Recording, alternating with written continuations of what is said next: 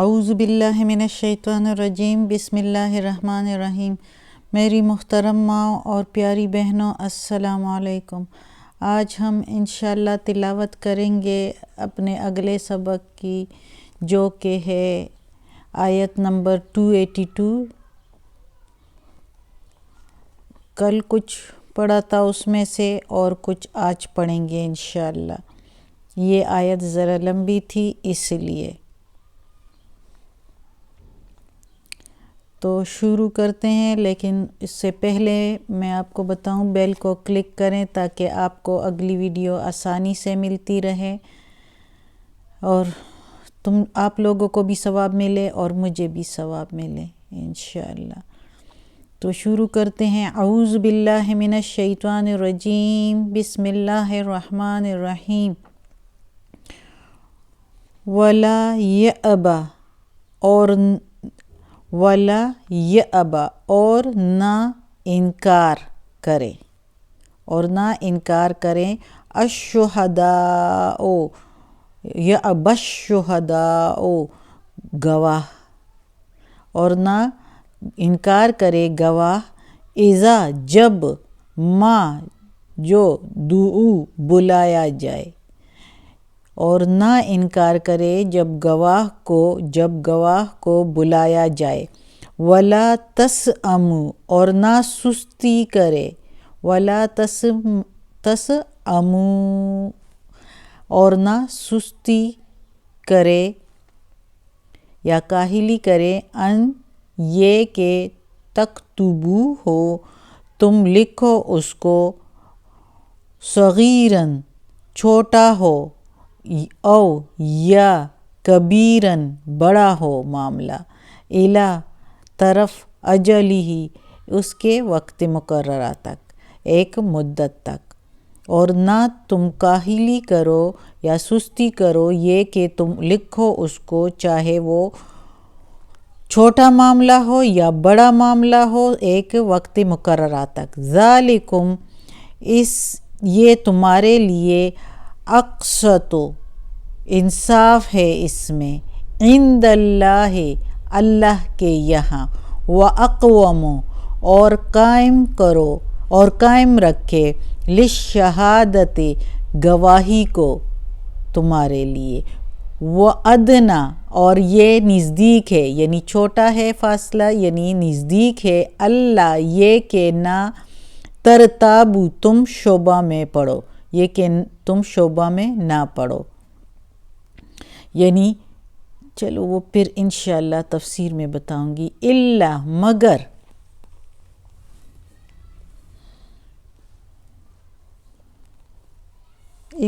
مگر ان تکونو یہ کہ ہو تجارت یا سوداگری، حاضرتاً حاضر وقت میں یا ہاتھوں ہاتھ، تدیرونہا اس کا لین دین، بینکم تمہارے آپس میں، فلیسا پس نہیں، علیکم اوپر تمہارے، جناح گناہ، اللہ یہ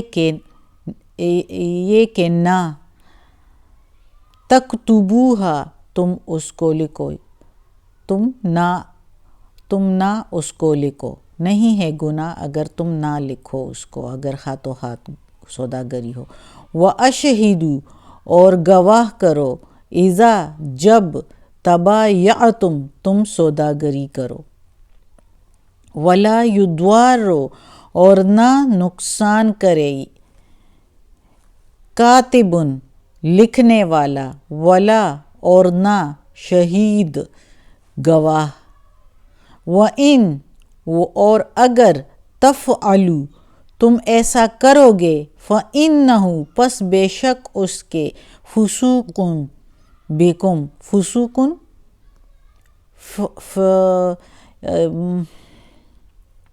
گناہ ہے یا فاسق ہے، اس کے دل میں کچھ گناہ ہے، کچھ غلط سوچنے والا ہے، کچھ برائی کرنے والا ہے بندہ جو گواہ ہے۔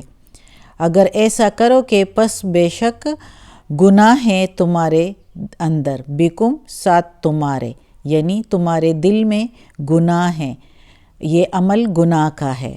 فسوق جس طرح فاسق سے نکلا ہے، فاسق عمل کرنا، تو یہ فسوق ہے، تو یعنی گناہ ہے تمہارے دل میں، تمہارے اندر۔ واتقوا، اور ڈرتے رہو، واتقوا اللہ، اللہ سے ڈرتے رہو۔ وَيُعَلِّمُكُمْ، وَيُعَلِّمُ سکھاتا ہے، تم کو، کم اللہ، اللہ تم کو سکھاتا ہے۔ واللہ، اور اللہ، بکل ساتھ ہر شیء چیز کے، علیم علم رکھتا ہے۔ آخر میں اللہ خبردار کر رہا ہے۔ اب اس آیت کے اس حصے میں اللہ تعالیٰ کہتا ہے کہ جو گواہ، کل ہم نے پڑھا تھا کہ گواہ ضرور رکھو لین دین میں، جب بے شک وہ بندہ اگر ضعیف ہو، یعنی بوڑھا ہو یا بچہ ہو، تو اس کا کوئی ولی اس کا لکھے، لیکن لکھے ضرور، اور ساتھ گواہ بھی ضرور رکھے۔ تو اس کے بعد ہم نے پڑھا تھا کہ اس گواہ کو 2 مرد گواہ رکھیں، اگر ایک مرد ہے اور دوسرا مرد نہیں مل رہا تو 2 عورتوں کو بھی ساتھ گواہ رکھ سکتے ہیں ایک مرد کی جگہ، تاکہ ایک اگر بھول جائے تو دوسری یاد رکھیں۔ اب اس جگہ پر آج ہم پڑھ رہے ہیں کہ انکار نہ کرے گواہ جو ہے جب ان کو بلایا جائے۔ بعض اوقات گواہ جو ہے چپتے ہیں، نہیں آتے، اکثر اب تو عدالتوں میں فیصلے ہوتے رہتے ہیں تو گواہ نہیں آتے ہوتے، لوگ چپتے ہیں کہ کون تاریخوں پر جائے گا۔ اور پھر یہ بھی اللہ کہتا ہے کہ اس کے لکھنے میں بھی تم سستی نہ کرو، لکھنے میں بھی سستی، سوداگری جب کرو تو اس کے لکھنے میں بھی سستی نہ کرو، چاہے چھوٹا معاملہ ہو چاہے بڑا ہو، ایک مدت کے لیے۔ اب تو ایسے بھی ہوتا ہے کہ کچھ لوگ پھر ناراض ہوتے ہیں کہ اچھا مجھ پر بھروسہ نہیں ہے، حالانکہ یہ اللہ کا حکم ہے، جب قرآن میں لکھا ہے تو تم نے لکھنا ہے، کیونکہ آگے ہم پڑھیں گے کہ اس میں گناہ ہے پھر، تو اگر نہیں لکھیں گے تو اس میں گناہ ہے، کیونکہ کسی ایک کے ساتھ اگر ناانصافی ہو جائے تو وہ پھر گناہ میں بندہ آ جاتا ہے۔ تو اس لیے اللہ تعالیٰ کہتا ہے کہ چاہے چھوٹا معاملہ ہو، چھوٹا قرضہ ہو، اور چاہے بڑا معاملہ ہو، بڑا قرضہ ہو یا سوداگری ہو، لین دین کا معاملہ ہو، تو اس کو لکھنا ہے ضرور۔ یہ اللہ کے یہاں اس میں انصاف ہے، اور اللہ رکھنے والا ہے شہادت کو، گواہی کو رکھنے والا ہے، یعنی تمہارے لیے کہ اس میں انصاف رہے۔ اور یہ اس میں نزدیک اگر تم نہ رکھو، اگر تم لکھو بھی نہیں اور گواہ بھی نہ رکھو، تو یہ پھر نزدیک ہے کہ تم شبے میں پڑ جاؤ، تو یہ اگر تم کرو تو تم شبے میں نہیں پڑو گے، یعنی کوئی شبہ تمہیں نہیں ہوگا کہ یہ تمہیں کوئی شبہ نہیں ہوگا کہ کوئی روپے پیسے کا کوئی نقصان تو نہیں ہوا، اس لیے لکھنا ضروری ہے اس کا۔ اگر ہم نہیں لکھیں گے اور ہم نہیں گواہ نہیں رکھیں گے تو ہو سکتا ہے ہم میں سے کسی ایک کو شبہ ہو جائے، ہم میں سے کوئی ایک یعنی جو کاروبار میں ہے، سوداگری میں ہے، لینے والا بھول جائے کچھ یا دینے والا کچھ بھول جائے تو شبہ میں پڑ جانا ہے۔ اور اگر ہم گواہ رکھیں گے 2 بندے تو وہ گواہوں کو کچھ نہ کچھ یاد ہوگا، اور اگر ہم نے لکھا ہوگا تو لکھا ہوا بھی پڑھا ہوگا، تو اس طرح شبے میں ہم نہیں پڑیں گے اور کسی کو نقصان نہیں ہوگا۔ اللہ کہتا ہے کہ میرے کسی بندے کے ساتھ زیادتی نہ ہو، اللہ کے آگے اپنے سارے بندے برابر ہیں، اس لیے اللہ تعالیٰ کہتا ہے کہ تم اس کو لکھو اور گواہ بھی رکھو تاکہ ہر طرف سے محفوظ ہو جاؤ۔ پھر اس کے بعد اللہ تعالیٰ کہتا ہے کہ اگر کاروبار تمہارا حاضر وقت میں ہے، یعنی لینا دینا ہاتھوں ہاتھ ہے، ایک پیسے لے رہا ہے دوسرا سودا دے رہا ہے، تو اس میں پھر آپ پر کوئی گناہ نہیں کہ آپ اس کو نہ لکھو۔ اب دیکھو ادھر اللہ تعالیٰ کہتا ہے اس میں کوئی گناہ نہیں، تمہارے اوپر کوئی گناہ نہیں اگر تم اس کو نہ لکھو. تو اس کا مطلب ہے کہ اگر اس میں مدت ہے اور تم اس کو نہ لکھو تو پھر اس میں تم پر گناہ ہے. جب ادھر کہتے ہیں کہ کوئی گناہ نہیں، اللہ تعالیٰ کہتا ہے کہ کوئی گناہ نہیں اگر تم نہ لکھو، تو اس کا مطلب یہ ہوا کہ جس جگہ پر ہمارے کاروبار میں مدت ہے پیسے دینے میں، رقم دینے میں، اور سودا ہم نے لے لیا تو اس کو لکھنا ضروری ہے ورنہ گناہ ہے.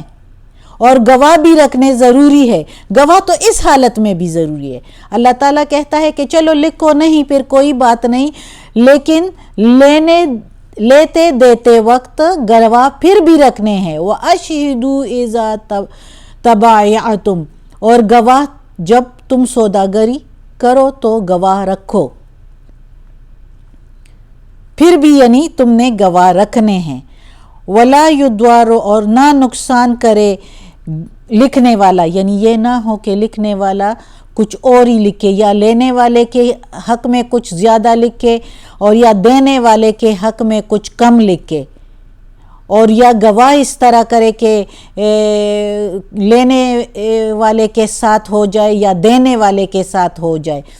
تو یہ اللہ تعالیٰ کہتا ہے کہ اگر اس طرح تم کرو گے تو یہ فاسق عمل ہوگا، تمہارے دل میں چور ہوگا اور تم گناہ کی طرف جاؤ گے. اور ڈرو اللہ سے، یہ کام نہ کرو.